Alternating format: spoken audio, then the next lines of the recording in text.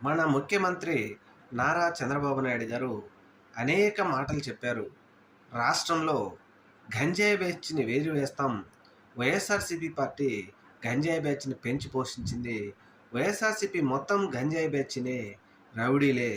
వీళ్ళందరినీ పీకలతో సహా పెకలించి వేస్తాం అంటూ అనేక మాటలు మాట్లాడారు చంద్రబాబు నాయుడు గారు.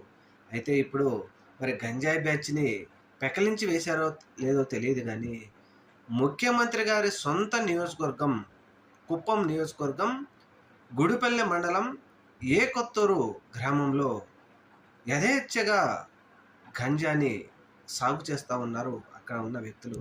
అయ్యా చంద్రబాబు గారు, ముందు మన ఇంటిని చక్కదిద్దుకుంటే ఆ తర్వాత పొరుగు వారింటిని చక్కదిద్దవచ్చు అంటూ ఇప్పుడు ఎల్లో మీడియాలో చంద్రబాబు నాయుడు గారిని ఏకిపాడేస్తున్నారు. ఎందుకంటే చంద్రబాబు నాయుడు గారు చెప్పినట్టు తన సొంత నియోజకవర్గంలోనే గాంజాని ఈ విధంగా వాళ్ళు చేస్తూ ఉంటే మరి వీరి మీద మీరు ఏం చర్యలు తీసుకున్నారు అని ఇప్పుడు చంద్రబాబు నాయుడు గారును ప్రశ్నిస్తూ ఉన్నారు.